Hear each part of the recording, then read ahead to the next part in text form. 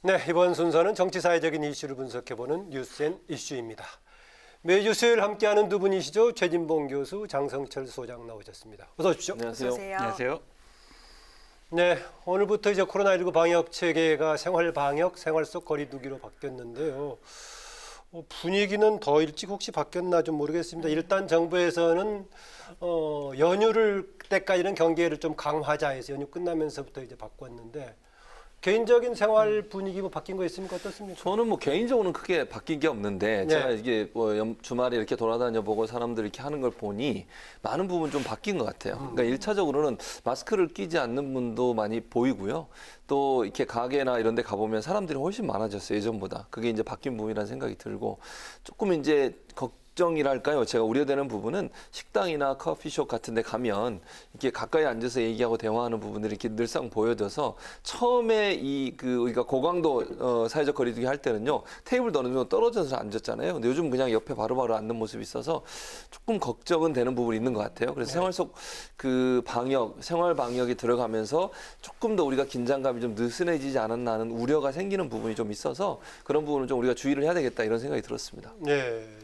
저는 오늘 청계천을 좀 걷고 왔습니다. 네. 점심을 먹고 걷고 왔는데 아침 방송하셨죠? 네, 예. 방송하고 점심 먹고 걸었는데요. 어깨가 부딪힐 정도로 아하. 많은 분들이 거기 산책을 하시더라고요. 근데 대부분 90% 이상이 마스크를 안 끼시고 어허. 이렇게 걸어 장 다니시더라고요. 소장은 끼고 했죠. 저 안 꼈어요.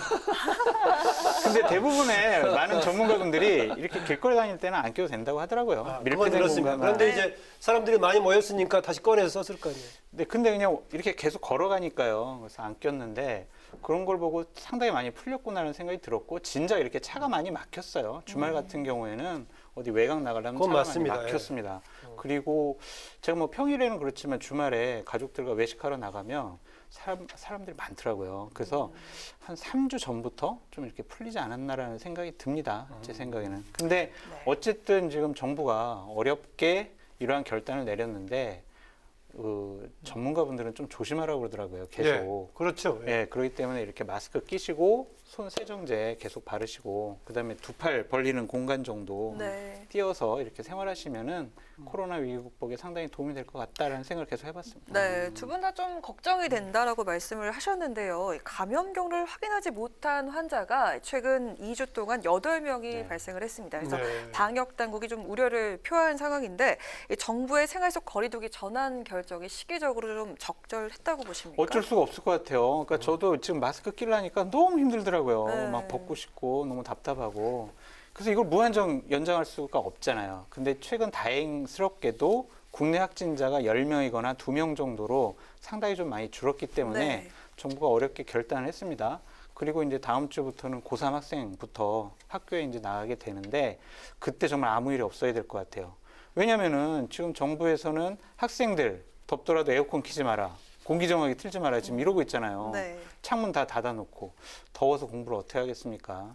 하지만 어쨌든 이것이 완전히 종식될 때까지는 조심하는 게 좋겠다라는 생각이 듭니다. 네. 예. 국민적인 피로감이 좀 상당해서 이렇게 결정을 내린 것 같은데 어떻게 보십니까? 그렇죠. 그 두 가지 이유인 것 같아요. 국민적 피로감이 높은 부분도 있고 또 경제 활동이 어느 정도 이제 조금 더 회복이 돼야 우리 지금 내수도 그렇고 여러 가지로 어려운 부분이 있지 않겠습니까? 경제 회복을 위해서도 일정 부분 필요한 부분이 있는 것 같고 또 우리가 어제 같은 경우에는 2명이 확진자가 있는데 두 분 다 외부에서 해외에서. 들어오는 거죠. 네. 예, 그러다 보니까 어느 정도 방역에 자신감도 있는 것 같고 기본적으로는 방역이 어느 정도 잘 되고 있는 것에 대한 자신감의 표현일 수도 있고요. 또 두 가지 아까 경제적 문제도 그렇고 또 하나는 이제 국민이 너무 피로감이 심해요. 저 장희철 소장 마스크 못 쓰겠다고 그러잖아요. 저렇게. 네. 그러니까 저런 부분들을 본다고 하면 이걸 계속 이렇게 한다고 하는 것이 상당히 부담이 될 수밖에 없는 상황. 이런 부분들이 종합적으로 고려가 됐는데 분명한 건 이렇습니다. 정부가 밝힌 방역 지침은 이래요. 우리가 평상시에 했던 개인적 방역은 그대로 하는 겁니다. 마스크 끼고 손 잘 씻고 이걸 바꾸는 게 아니고 생활 속 방역이라고 하는 것은 그야말로 그동안 문을 닫았던 곳들 예컨대 미술관이라든지 야외에서 하는 운동 경기라든지 물론 무관중으로 합니다만 이런 또 우리가 뭐 PC방이라든지 아니면 뭐 업체 중에 그 다중 이용 시설들은 제한을 좀 했지 않습니까? 이걸 네. 푸는 예. 거지 개인적으로 실천해야 될 방역 을 완전히 안 하게 하거나 그만둔 게 아닌데도 불구하고 자꾸 오해하셔서 혹시나 이런 부분들이 좀 느슨해지는 어려움이 있지 않을까 우려는 있는데 그런 부분들을 우리가 좀 잘 지켜야 되겠다는 생각이 듭니다. 네, 네. 아까 뭐 장 소장은 이렇게 실내라든가 다중이 모인 곳을 확실하게 써야겠지만은 밖에서는 뭐 하더라도 된다는 전문가들의 의견도 있고 하기 때문에 거기를 따랐는데 아까 제가 추가 질문했던 것은 야외임에도 불구하고 사람들이 많이 모였을 때 어떻게 할 것인가라는 그런 문제가 좀 생기긴 합니다. 특히 청계천이 이제 그렇다니까 좀 신경 써볼 부분이긴 하네요. 네, 다음 주제로 넘어가 볼까요? 예. 네. 뭐 가장 중요한 게 최근에 논의가 되고 있는 게 이제 원내 대표 경선인데요. 오늘 이제 그 합동 토론회 있었죠. 민주당 쪽에서요. 네. 특히 이제 초선 의원들이 질문도 하고 했다는데 어떻습니까? 지금 세 사람의 약간 지금 기조가 조금 다른 느낌 토론회라든가 다른 발표를 통해서 느껴졌습니까? 어땠습니까? 뭐 좀 느껴졌죠. 그러니까 김태년 의원 같은 경우에는 아무래도 일하는 원내대표가 되겠다 이런 얘기를 주로 했던 것 같고 또 하나 이제 전해철 의원은 사실 당청 간의 어떤 협조 이런 부분도 좀 강조했던 것 같고 정성호 의원은 아무래도 이제 우리가 그 개파라고 하는 문제 때문에 논란이 되잖아요. 네. 두 분 사실은 김태년 전해철 후보 같은 경우에는 어쨌든 친문으로 분류되는 분이고 김태년 의원은 당권파로 분류되는 분이기 때문에 이런 부분들에 대한 어떤 반발 심리를 좀 본인 쪽으로 유리하게 끌어올려는 의도를 갖고서 발언을 하신 것 같아요. 그래서 세 분의 색깔이 약간 다 차이가 있는데 크게 보면 이렇습니다. 뭐 예를 들면 친문이냐 비문이라고 나눈다고 하면 김태년 전해철 의원은 어쨌든 친문으로 분류되는 분들이고 그다음에 정성호 의원은 이제 비문 또는 비주류로 분류되는 분인데 여기에서 차이가 있는 것 같고요. 김태년 전해철 두 분의 차이라고 하면 김태년 후보 같은 경우에는 어쨌든 친문적인 색깔을 강조하기보다는 일하는 원내대표가 돼서 정말 180석이라는 거대 여당을 정말 제대로 운영할 수 있도록 하는 그런 역할을 하겠다는 입장을 내세운 반면 전해철 의원은 어쨌든 친문이라고 하는 어떤 어드밴티지를 적극적으로 활용하려는 그런 모습을 보여줬다는 점이 좀 차이가 있는 것 같습니다. 예, 저는 그 김태년 의원이 통합을 얘기를 해서 국민통합인가 했더니 당청 그렇죠. 또 당내 원팀을 강조했던 맞습니다. 통합이더라고요. 그러니까 이 세 분이 지금 내세운 명분이 다 좀 달라요. 네. 김태년 의원은 통합의 리더십, 그다음에 개파를 탈피하겠다. 전해철 의원은 당정청을 강화하겠다. 일하는 국회 만들겠다. 첫 번째, 두 번째 비슷하지 않나요? 글쎄요. 예. 이건 조금 차이가 있는 것 같아요. 아하. 정성호 의원 같은 경우는 야당과 소통하겠다, 야당을 설득하겠다 이렇게 좀 좀 구분을 달라요. 확실하게 되는데. 근데 김태년 의원의 지금 이 발언이 좀 느껴지는 거 없으세요? 이게 앞서가는 자의 여유예요. 아하. 그냥 어떠한 내가 무엇을 하겠다 막 이런 게 아니라 자 우리 개파 없이 문재인 정권 성공을 위해서 우리 다 열심히 합시다. 내가 그거에 구심점이 되겠다 이런 건데 결국에는요 오늘 뭐 68명의 초선 의원들이 이런 토론회를 보고 뭐 결심을 했다, 헷갈린다 이런 표현을 많이 했어요. 그랬는데 결국에는 저는 이 여당의 원내대표가 꼭 갖춰야 될 게 있다고 보여져요. 180석이라는 그 정말 국민이 준 무한대의 의회 권력을 좀 억누를 수 있는 그런 힘을 가져라. 그러한 정치력을 가졌으면 좋겠다는 생각이에요. 신문 보도에 가면 얼마 전에 그 이해찬 대표가 비공개 최고위원회를 하면서 자 우리 내년도 재보궐선거 전까지 우리가 그동안 갖고 있었던 정치적인 수건 사업과 해야 될 입법 사항들을 내년 1년 안에 해치우자라는 그런 브레인스토밍을 했대요. 그렇다면 이건 뭡니까? 야당과의 협치보다는 자신들의 의회 권력의 힘을 믿고 자신들이 여태까지 추진하지 못했던 여러 가지 법안들을 처리하겠다는 뜻이거든요. 이런 것들을 얼마나 잘 억누를 수 있는 정치력을 갖고 있느냐. 이것이 여당 원내대표가 갖춰야 할 하나의 덕목이 아닌가라고 생각이 듭니다. 네, 장성철 소장이 국회의원은 빼놓고는 국회에서 어렸을 때부터 사반세기 동안 이제 국회를 봤기 때문에 상당히 경험 많은데 네. 장 소장의 통찰 동의하십니까? 뭐 동의하는 부분도 있고 안 하는 부분도 있고요. 근데 뭐 장철 소장의 말이 일정 부분 일리가 있다고 저는 생각해요. 네. 기본적으로 여당이 원내대표, 특히 180석이나 되는 거대 여당이 원내대표라고 하면 이제는 좀 여유를 가지고 야당과 협력하고 협의하려는 의지를 가져야 된다고 저는 봅니다. 그게 어찌 보면 국민들이 바라는 모습일 수도 있어요. 여당이 예컨대 180석이라고 해서 그걸 밀어붙인다거나 뭐 힘의 논리를 위해서 국회를 운영하게 되면 국민적 비난과 비판을 받을 수밖에 없거든요. 그래서 어찌 보면 더 가진 자가 포용하고 그다음에 함께 가려는 노력을 보여주는 건 반드시 필요한 부분이라는 생각이 들어요. 그것이 어찌 보면 국민들한테 평가를 제대로 받을 수 있는 방법이라는 생각도 들고 차기 원내대표는 그런 자질이 분명히 있어야 됩니다. 그러니까 야당과 협력하고 협의해서 국회가 정말 뭐랄까 토론도 있고 논쟁도 있고 뭐 비판도 있을 수 있죠. 그걸 전혀 없다고 볼 수는 없겠지만 그럼에도 불구하고 협의하고 합의해 가면서 건전한 토론을 통해서 발전해가는 모습을 보이는 것이 여당의 원내대표 해야 될 일이다. 특히 180석이라는 거대 여당의 원내대표는 반드시 그런 자질이 있어야 된다. 그 부분에 동의하고 있습니다. 네, 아까 저기 김태년 의원의 발언 등이 상당히 주도권을 가지고 있는 모습이다라는 예. 것에 동의하십니까? 그 부분은 제가 특정 후보를 지명하는 것이 상당히 부담스럽고요. 네, 그런 점도 있겠네요. 네, 장성철 소장은 항상 예. 본인이 이렇게 얘기를 잘 하시니까 상관없는데 저는 일단 누가 유리하다 이렇게 말하기는 조금 어려운 부분이 있지 않나 하는 생각이 듭니다. 예, 제가 덧붙일 말이 있는데 그 얘기까지는 하지 않겠습니다. 장수왕과 관련된 다른 얘기가 있는데. 네. 네, 새 원내대표 선출을 끝으로 이제 이인영 원내대표가 1년간의 임기를 마치고 퇴임을 합니다. 다시 이등병이 되겠다, 열심히 하겠다 이렇게 부부를 밝혔는데요. 지난 임기 어떻게 평가를 하십니까? 저는 뭐 잘했다고 봐요. 기본적으로 뭐 100% 잘했냐 이렇게 얘기한다면 뭐 그렇게 얘기할 수는 없겠지만 무난하게 원내대표 역할을 잘 수행했다. 이인영 원내대표가 보면 이렇게 뭐 그렇게 크게 못하거나 여당과 야당과의 어떤 충돌이 그렇게 많았거나 그러진 않았다고 저는 보거든요. 네. 그래서 일반적으로 그 원내대표로서 차분한 성격을 가지고서 목소리 크게 내지 않고도 저 역할을 잘 해왔다고 저는 보고 한 가지 좀 아쉬운 점이 있다고 하면 이제 개혁적인 입법들을 조금 더 열심히 했으면 좋겠다는 생각이 들었는데 그 부분이 물론 뭐 그 원내대표 혼자 해결할 문제는 아닙니다만 야당과의 어떤 협력이나 아니면 논의를 통해서 이 부분을 좀 적극적으로 많이 좀 해결했으면 좋았을 뻔했는데 지금 뭐 15,000개 정도의 이제 법안들이 다 이제 폐기될 위기에 처해 있는 상황 아니겠습니까? 그러니까 여당 원내대표로서 그런 부분들을 조금 더 그 협상력을 발휘했으면 좋았을 뻔했다는 아쉬움은 있지만 그 전체적으로 보면 이인영 원내대표가 크게 뭐 문제 없이 원내대표 역할을 잘 수행하지 않았나 이렇게 보고 있습니다. 저는 여당의 입장과 야당의 입장에서 보면 다른 평가를 내릴 수밖에 없다고 생각이 듭니다. 그러니까 야당의 입장에서는 최악의 원내대표였다. 그리고 여당의 입장에서 보면 최고의 원내대표였다라고 표현할 수가 있을 것 국회 같아요. 입장에서 보자면. 국회 입장에서 보면 최악이죠. 왜냐면은요. 기본적으로 여당 원내대표는요, 야당한테 양보를 해야 돼요. 근데 이분은요, 매일 아침 최고위원회나 원내대표 회의에 나와가지고 야당을 공격하는 것부터 시작을 했어요. 공개 발언 때요? 그렇죠. 그러니까 그 황교안 당대표라든지 나경원 원내대표에 대해서 당신들은 도대체 뭐 하는 사람들이냐면서 상당히 자극적인 얘기로 이분들의 분노 게이지를 높이게 만들었거든요.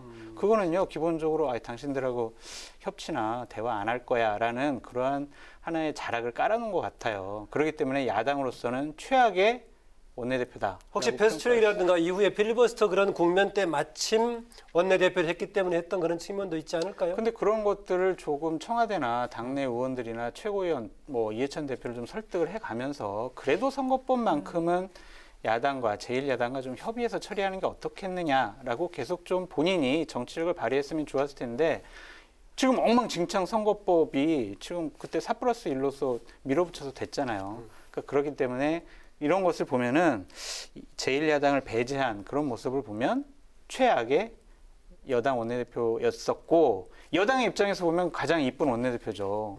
자신들이 원하는 법안 대부분 다 처리했고 총선 승리까지 했잖아요. 그렇기 때문에 여야 입장에서 보면 다른 평가를 해야 된다라고 여야의 다른 평가지만 제가 종합적으로 어떻게 보냐 하니까 종합적으로 최악이다라는 말에 동의하십니까? 아니 동의 안 하죠 당연히. 아니, 동의하겠습니까 제가 동의 안 하는데 그러니까 장수영 소장이 얘기했던 것처럼 이인영 원내대표가 발언할 때마다 모두 다 그랬다 뭐 저는 그렇게 보지는 않고요. 필요할 때 따끔하게 질책한 부분에서 질책을 했다고 저는 생각을 해요.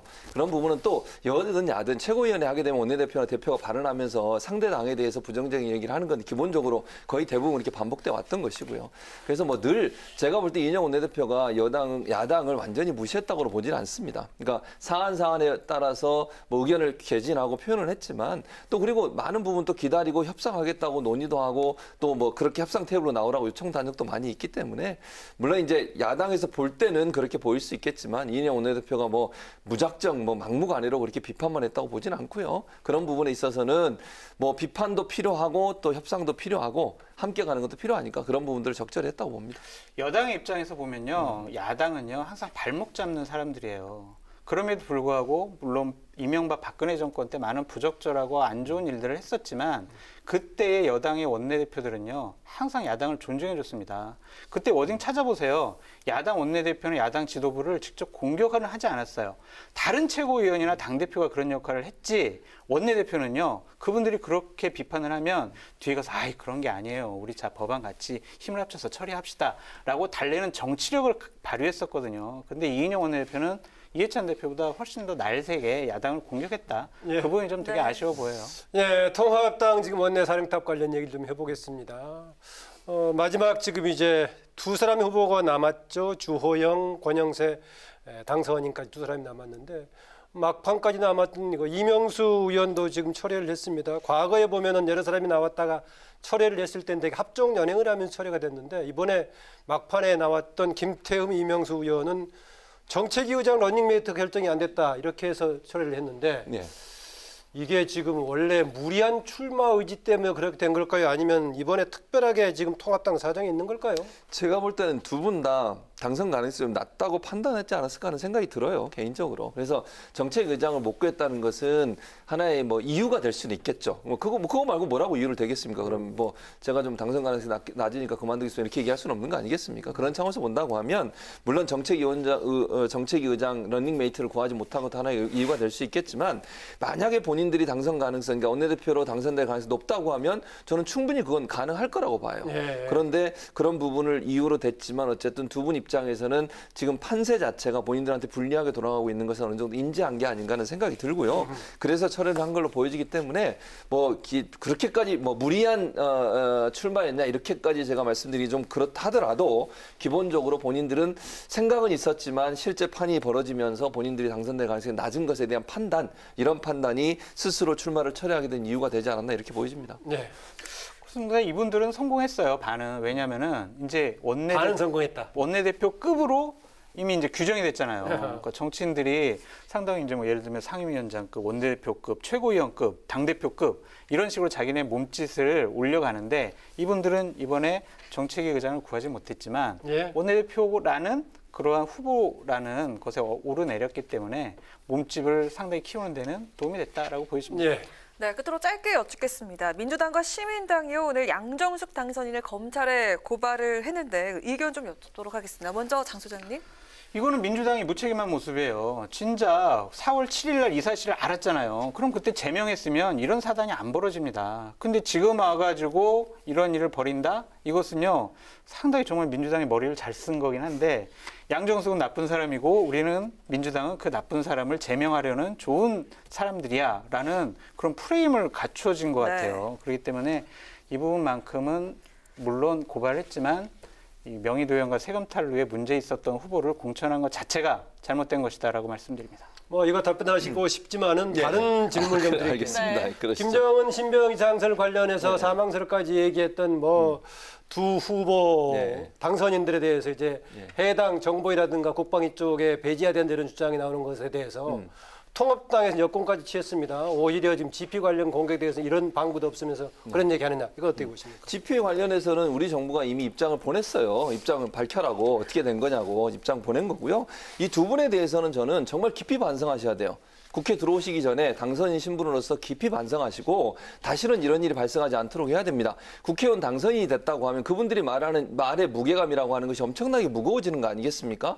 그리고 99% 사망이라뇨. 그런 말을 어떻게 그렇게 당당하게 하실 수 있는지 모르겠어요. 그리고 CNN과 외국 언론과의 인터뷰에서도 마찬가지 아닙니까? 태영호 지금 당선인 같은 경우에는 움직일 수도 없는 상황이었다라고 얘기를 하면서 그래서 배제해야 된다는 생각 어떻게 보십니까? 그 배제해야 된다는 것에 지금 상황이란 배제해야 돼요. 해당 상임위. 해당 상에 그러나 이제 이분들이 반성하고 똑바로 하겠다고 하면 그때는 우리가 고려해 볼 수 있지만 지금의 이런 상황이 계속된다고 하면 당연히 이분들이 그런 데 들어가면 만약에 1급 정보나 고급 비밀 정보들을 취급하는 건 아니겠습니까? 근데 이분들이 또 나와서 딴 데 가서 얘기하시면 안 되잖아요.